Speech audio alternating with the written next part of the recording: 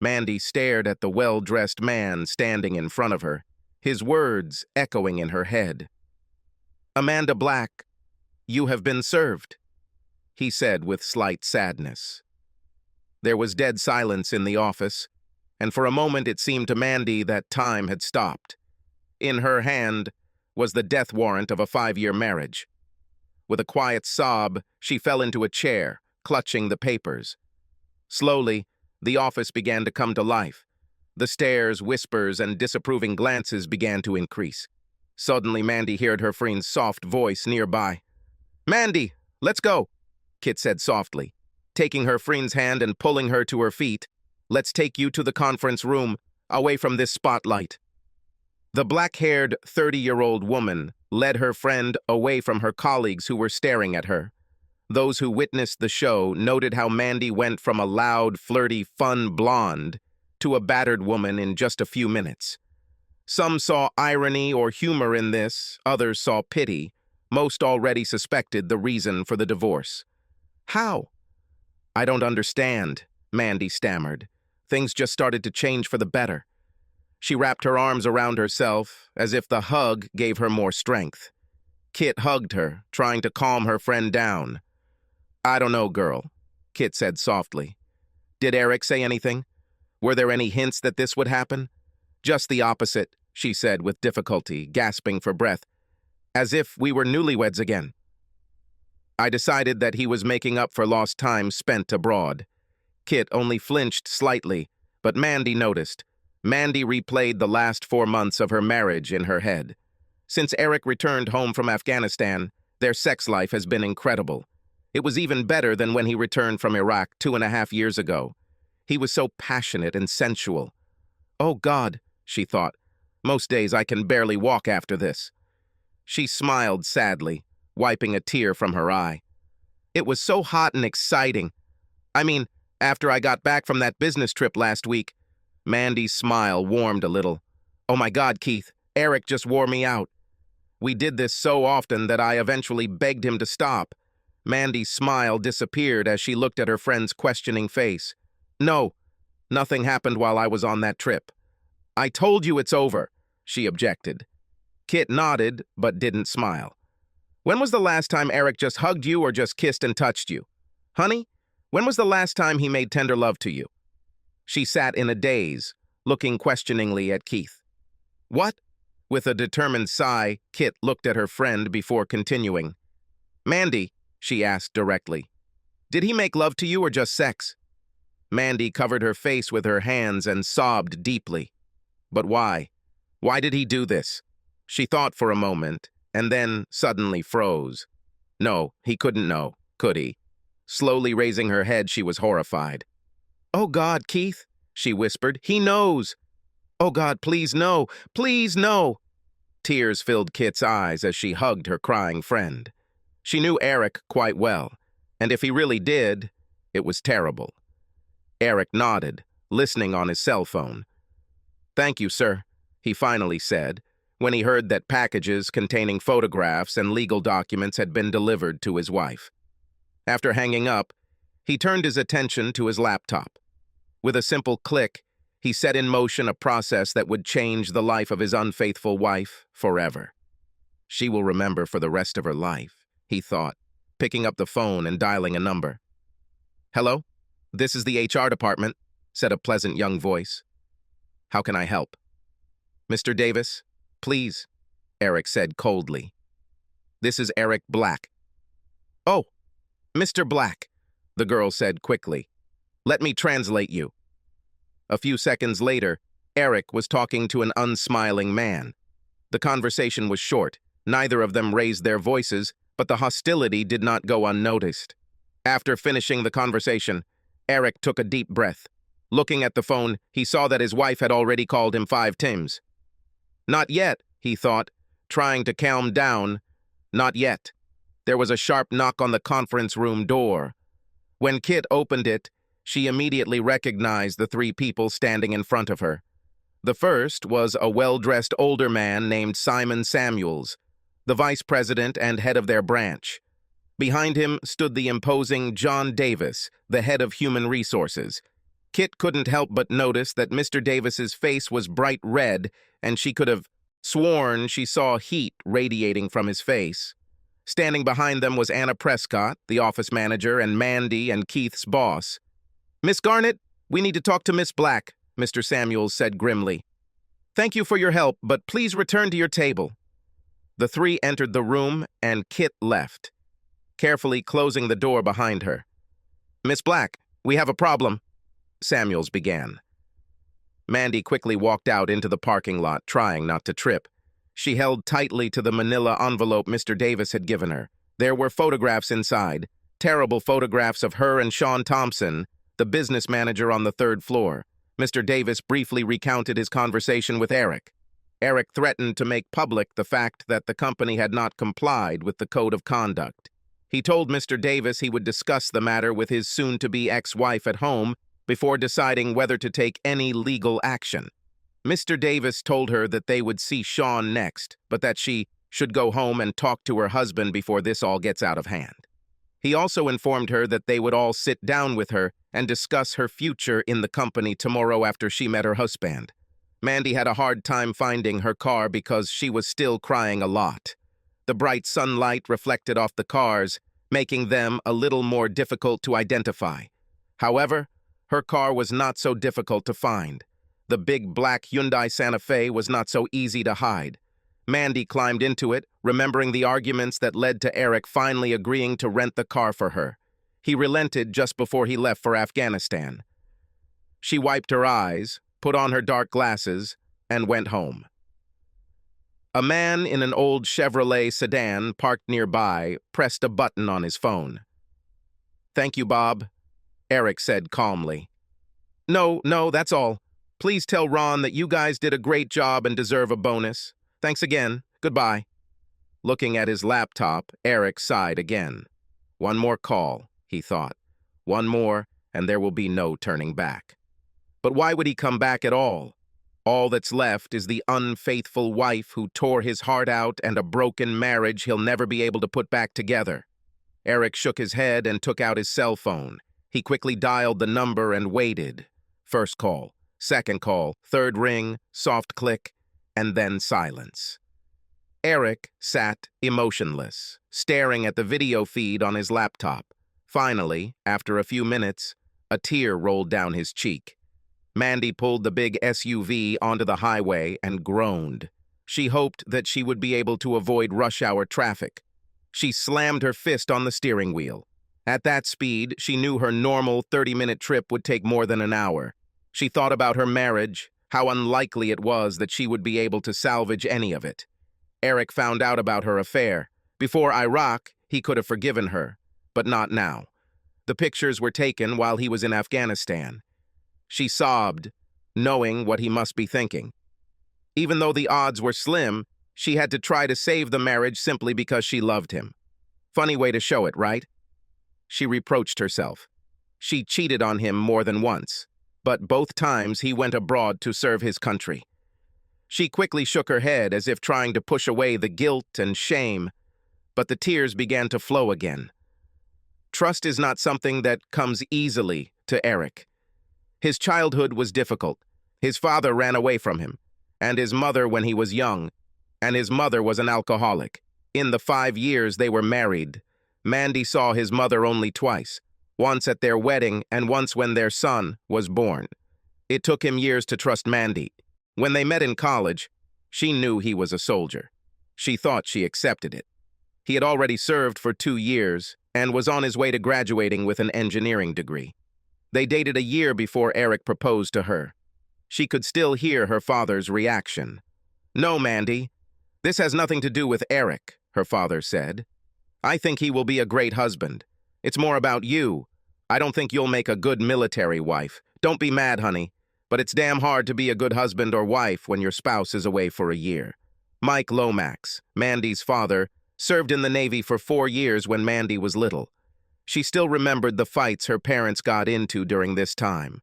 She always knew that he and his mother had a hard time, and that he didn't want that for his little girl. "You were right, Dad." Mandy snorted and shook her head. "You were so right. I made a terrible soldier's wife." They bought a very nice starter home, and Eric got a good engineering position. Life seemed so promising, and then Uncle Sam called. When Eric learned of his appointment, she mercilessly scolded him for abandoning her. To top it all off, when Eric left for Iraq, she was already 4 months pregnant. Mandy wiped her eyes as she made her way through the traffic. She remembered the loneliness she felt as she continued to live without Eric. Of course, her mom and dad did everything they could to help, but the sleepless nights alone ate her up. She needed Eric to hold her all this time, to hear his voice whispering that everything would be okay, but he wasn't there. She knew she was being selfish, but that didn't make the nights any less cold and lonely. Her mother moved in the last month before the baby was born, and that helped a little. Mandy and her mom, Lisa, had a very close relationship in most areas. Their personalities were so close that it seemed like they were more best friends than mother and daughter. But there were some things her mom just didn't want to talk about. The details of her marriage while her husband was in the Navy was one of them. When Mandy tried to bring the conversation to this topic, her mother always became very upset. Eric returned home the day after Randy was born. For a moment, Mandy felt like they were a real family, but that didn't last long. He left after just 10 days, and she was left alone again. Her mother saw some of the signs and begged her not to give in to them. She constantly harped on the damage that one mistake can do to the lives of so many people. Of course, she wouldn't go into detail, but Mandy suspected that her father might be having an affair. They were always pleasant and polite to each other, even friendly, but they were never passionate. It was more like they were friends living in the same house. Mandy recalled how she struggled with depression and loneliness in the months after giving birth.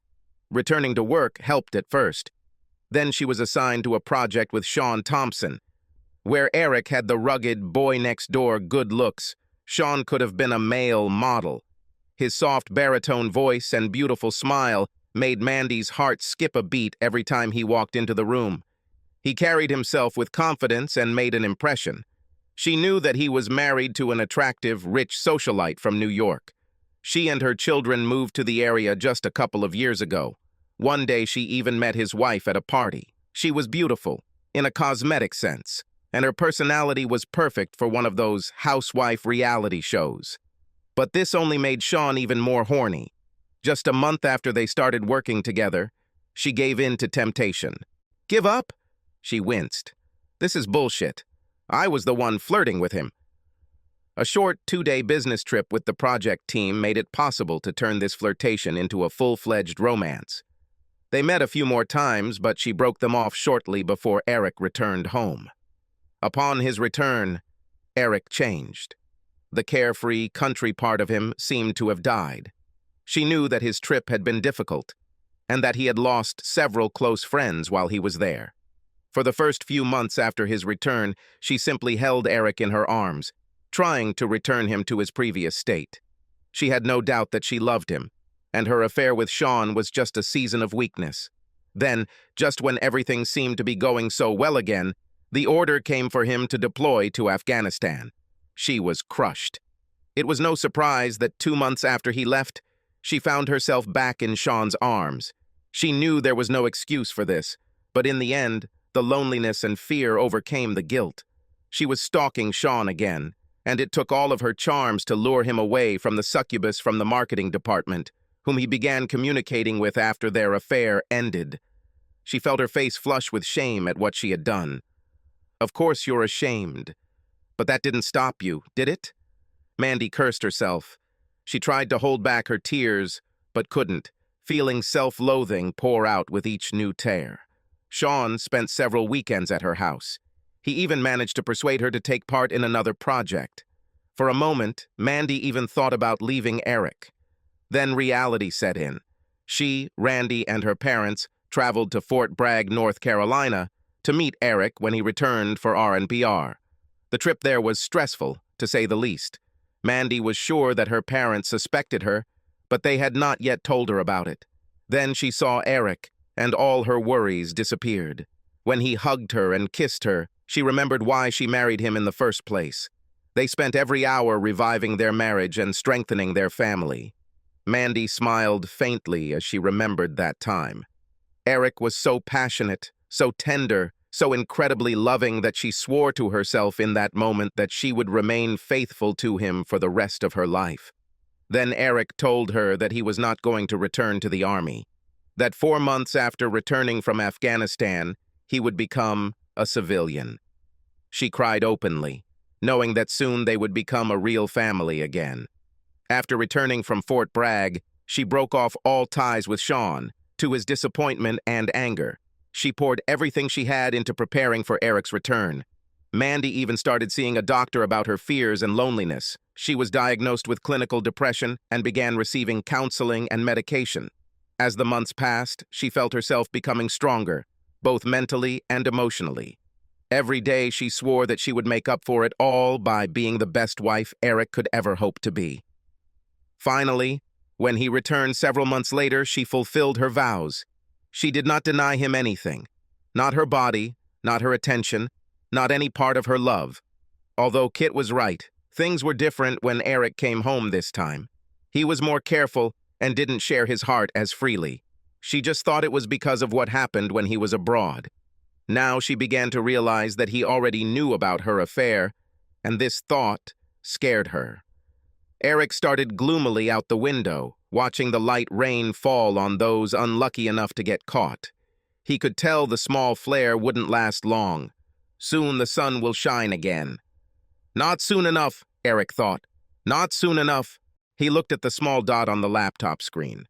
She had been motionless for a while, but now she was finally moving. His wife's SUV was stuck in traffic, but was now moving forward. Taking a deep breath, he looked at his watch. It's time to make the call. Depending on what was said, this could be the last time he spoke to the woman he had deeply loved for the last 6 years of his life. Mandy nearly turned the steering wheel when her cell phone rang. A quick glance told her it was him. She said a short prayer, took a deep breath, and answered. "Eric?" "Yes, it's me," he replied. "Baby, please," she said, trying to suppress her sobs. "Please let me try to explain, to tell you how sorry I am." "Cute? Eric?" There was only silence. "Darling," she said, "are you still here?" "Yes, for now," he answered briefly. "Honey, where are you? Are you home with Randy?" "I don't have a home, Mandy," he said, and his voice only betrayed the pain for a second. "You took care of it." "Where are you?" "It doesn't matter, I'm just waiting." "Me?" There was hope in her voice. "So, how were you waiting for me, honey?" Mandy couldn't help the sobs that caught in her throat. She had never heard so much pain and anger in his voice before, and certainly not at her. "Eric, please. I have so much to say. I screwed up so bad. I know I screwed up. But I need to talk to you. I have so much to tell you. I love you, baby. Only you." There was silence on the other end of the line. "Okay, Mandy, say what you need, but I doubt it will change anything. You slept with some other guy while I was away. Not just once, but many times. So what the hell do you think you can say will make any difference? Please, Eric, please, for us." She begged through tears. "Don't leave us until I see you, please, baby." "Do not throw," he hissed. "What did you do to us?" "No!" she screamed into the phone. "I know what I did, but I never gave up on us. I was alone and scared. I know that's not an excuse, but that's how it happened. But I love you and believe in us, honey. I really want to restore everything." "Are you serious?" he asked in surprise. Eric paused, wondering if she really believed what she was saying. "You mean you didn't abandon us when you were on your knees in front of him?" "What about the way you screamed his name over and over again? Tell me how the hell you could even think that this doesn't mean fucking abandoning us." All she could do was cry as she weaved through the traffic, trying to get to him as quickly as possible. If only she could meet him face to face, then he would see the remorse she felt. And then perhaps there would be some hope. He continued bitterly. "I finally got proof that my wife cheated on me while I was in Afghanistan. I think we're both lucky. I think I might have killed you and that idiot if I had found out about this while I was in the States." After a few seconds, he sighed. "Amanda, this will be our last conversation. If we are disconnected or one of us is put on standby, then there will be no other conversation. Eric, please, she begged. We can go to a psychologist. We can handle this, baby. We really can. Listen, there are a few things you need to know before you get home. First, I cleaned out all of our accounts and transferred all of our credit cards. I think you've been deceiving me for the last 3 years, so I'm returning the favor. He ignored her sigh. You can keep the house because I'm sure I can still smell someone else's smell in our bed. I collected everything I wanted. In the end, everything fit into only one suitcase, so the rest is yours. You can keep your SUV, although I don't know how you'll pay for it, because I suspect you'll be fired tomorrow. I sent these photos to all your colleagues, family, all our friends, and even our church. I have also submitted them and a bunch of videos to several sites along with all your information. I suspect that you will soon become very popular. Oh, Eric, no, Mandy sobbed. Why? Why don't you wait while we talk? I waited, Mandy, he said calmly. I waited 4 months after I returned, but you didn't say anything. And you wouldn't say anything if you didn't get caught, right, baby? What could she say? He was right. As for your little toy boy, Eric grinned, I almost paid him a little visit. But after several meetings with his wife, I don't think this will be necessary. Oops, so vindictive. You might want to give Sean a little warning. He better run. It seems his wife's family has interesting connections with some very dubious people. I'll be surprised if little Scene makes it through a year without an accident. She will probably come for his partners too. Oh, wait. This applies to you too, doesn't it? Eric, please give me a chance to make amends. Mandy's cell phone beeped. Looking at it, she recognized the number. Eric, it's Mrs. Johnson calling from next door. I told you, if you pass out, we're done. His tone was threatening. Startled, Mandy answered softly, Okay, baby. I was just worried that something had happened to Randy. Randy's okay. Eric's voice softened. He is with me now and fast asleep. She breathed a sigh of relief. Speaking of Sean's wife, Victoria, he said calmly, when you two went on your little business trip last week. He was interrupted by Mandy's cell phone ringing. It was another neighbor calling. Honey, this is Mrs. Watson. Are you sure Randy is okay?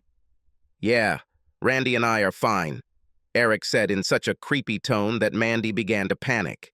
He grinned. Now about Victoria Thompson. She's just something. While you and that idiot were acting like you should have been for the last 3 years, I spent 2 days getting to know his wife better. Mandy choked with anger and pain caused by her husband's betrayal. Her tears started flowing again. I wish I could tell you that she's a hell of a lot better in bed than you are, but the truth is, she's not, he said. Between her whining about everything she wants and where, how, and when to do it, there is no damn time for pleasure. I'm sure Sean will agree. So congratulations, Mandy. You've won the Best of the Worst award. Eric, stop it. Please. Mandy begged. Please just stop. She started sobbing again. She pounded her small fists on the steering wheel, shouting obscenities at the surrounding cars as they crawled forward. She slowly regained her composure and wiped away tears of frustration. Okay, Eric, she sniffled. You win. You took revenge. You broke me. She fell silent, waiting for his answer, but heard only silence. But I still love you, Eric, she said quietly. There is no excuse for what I did. I know that. But all I ask is a chance to make it up to you. I'm begging you. Please let me explain. There are some medical problems you should be aware of. If you ever loved me, please meet me. Please, baby. Medical reasons? He snorted. Postpartum depression? Clinical depression? Bipolarism? Heck, try PTSD. In the end, it doesn't matter, does it, Mandy? You still went and had sex with some other guy. How did I know? It really doesn't matter. Once I did that, I hired several people to keep an eye on you. They did a hell of a job, too, tapping phones and installing cameras all over our house, even putting one in our bedroom. "Oh, Eric," she exclaimed, "do you really hate me so much that you are capable of all this? Is there really not a drop of love left?" "Well, it was," he answered quietly, "before I watched the video of you and him in our bed. Do you remember that time, Mandy, when Randy walked in on you?" Mandy gasped. "Oh, God, no! Please, not this!" Eric's voice was tense as he tried to control his emotions. "Imagine how I felt as I sat there and watched my 2-year-old son call another man Daddy. Everything I felt for you died right as I watched you tuck our son into bed with both of you. Damn you!" Eric's voice trembled. "I think I was lucky that I didn't know this until we went to Fort Bragg. When I saw this, I was shocked. I almost got lost there, and I was in a place where you can't afford to get lost." Eric looked at his laptop and saw that Mandy was almost home.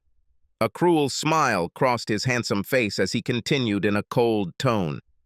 "What about hurting you?" "Amanda, I haven't even started yet. I still have a few." He heard Mandy gasp. "Oh my God," she whispered. "Surprises," he finished. Mandy pulled her SUV to the side of the road and watched in horror as flames engulfed what had once been their home. "Like I said, Amanda, the house and everything left in it belongs to you." Mandy shook, still not believing her eyes. "Damn it, Eric! What did you do?" "This is a rhetorical question, isn't it?" Eric said with a grin. "I was taught to build in combat conditions, Mandy. Doesn't it make sense I might know a thing or two about destruction too?" "Where's Randy?" she shouted. "Damn it, Eric! Where the hell is my son?" "Our son is sitting 3 feet away from me and sleeping in his car seat. So tell me," he said mockingly, "can you read the message I left in our front yard?" "What?" she muttered. "What message?" "Oh my God," Eric chuckled. "I wasn't sure people would be able to read it from the ground. But the news helicopters, they should enjoy the words cheater burned into the front lawn. I wouldn't count on the sympathy of the neighbors," he continued. "I posted these photographs throughout the neighborhood and paid several teenagers to hand out additional copies throughout the block." He stopped for a few seconds and listened to his wife's sobs. "Mandy, perhaps you should think about," Eric said bitterly, "where you will sleep today and in the near future. I think you could sleep in your SUV until they come and pick it up? Or maybe? No, I doubt Sean will be able to help. I'm sure Victoria is already flaying him alive. I think only your parents remain. I wonder how your father will react to the fact that 2 cheaters live under his roof." "What?" Mandy sobbed through her sobs. "Damn it, Mandy, are you really that stupid? You always told me that your father cheated on your mother while he was in the Navy. Damn it, it was your mother who cheated on him." "Mother?" she asked in a trembling voice. Eric laughed cruelly. "Oh, hell yes. Your father told me a little about this after I returned from Iraq. Why do you think he did this, Mandy? Do you think he suspected that his little girl was cheating on her husband just like her mom? But unlike your father," Eric continued, "I cannot live with a cheating wife for the rest of my life. Maybe he stayed for you, or maybe he still loved her. I don't know, that's his decision. Mine is to start over and hopefully find a woman to spend the rest of my life with. I am confident that I will find someone who can love me, be faithful, and be a good mother to Randy." "Please, Eric," Mandy sobbed. "I can be that kind of wife. Just give me one more chance to show you. And I'm already a good mother to Randy. I'm the only mother he needs." "I suppose that's something the court has to decide, isn't it?" he said calmly. "Of course. The fact that I burned down our house and basically bankrupted us probably won't do me any good." Eric saw a young man in a t-shirt and baseball cap get out of a taxi and stop on the side of the road, looking in his direction. Eric flashed his headlights twice, and the guy walked towards him. "Okay, Mandy," Eric said calmly, looking at his watch. "There are a few things you still need to know, and there's not much time left, so listen very carefully. First of all, so that your bosses don't get too worried about my threats. However, Victoria is filing a similar lawsuit and is likely to win. I think the court will really like her and all the evidence I gave her. As for me, Eric cleared his throat. Well, I don't like my chances in court, so I agreed to work abroad. I think Randy and I will really like it. No, Mandy shouted into the phone. You can't take my child. Actually, he is my son, and I can. No, Eric, please, she begged. He is my son, too. Amanda, he said calmly. In a few years, he won't even remember you. But don't worry, I'll send you pictures of him for Christmas, and we'll even call on Mother's Day and his birthday. Since we won't know where you will be, we'll just call your parents. Mandy cried bitterly, realizing the hopelessness of her situation. Eric sat for a while, worried and somewhat alarmed by his own actions. He knew he wasn't going to send her pictures or call her. The thought that she would desperately wait for calls that would never come and relive this revenge for years to come was more cruel than he had previously thought. Goodbye, he said coldly. I hope you rot in hell. He wiped a tear from his cheek, listening to her hysterical cries, begging for a son, and hung up the phone. Captain Black? Asked the guy in a t-shirt standing in front of him. Not anymore? Eric smiled weakly. I'm just Eric Black. Well, at least for a while longer. The young man grinned and handed him an envelope with the numbers and passwords to the offshore bank accounts into which his funds had been transferred. Minus, of course, some fees. Here are the passports, photo IDs, and plane tickets for Marcus Gray and his son Michael Gray, the teenager said, smiling. Eric smiled even wider and began putting his old IDs and 2 SIM cards from his cell phones into a small metal bucket. Grinning, he took the lighter and melted them into a small puddle of blackened plastic. He then took a small hammer, smashed both phones, and threw the remains into a bucket. Satisfied with his work, he threw the bucket into the trash can. It was better than I could have imagined, Eric chuckled. He quickly took out the car keys and handed them to the boy. Tell Bob and Ron thanks for the rent, he said quietly. To whom? Asked the young man with a wide smile on his face. I'm sorry, Eric grinned. I must have been mistaken. A few minutes later, Eric was checking his luggage at the airport. He couldn't help but smile as he thought about what awaited him and his son in the next few weeks. His contract didn't start until next month, so they were going to spend a couple of weeks on a secluded beach with a pretty lieutenant he'd met in Afghanistan. They were only friends back then, but now that he had proof of his wife's infidelity, Eric couldn't wait to find out if there was more to it. Mr. Gray? The man at the check-in desk politely said, Have a wonderful flight for you and your son. Marcus Gray and his son walked through the lobby and began their new life. Subscribe to our channel so that your second chaff doesn't cheat on you, and go ahead and listen to the next story, because this story is nothing compared to the next one. If you're under 18, don't even think about listening to the next one.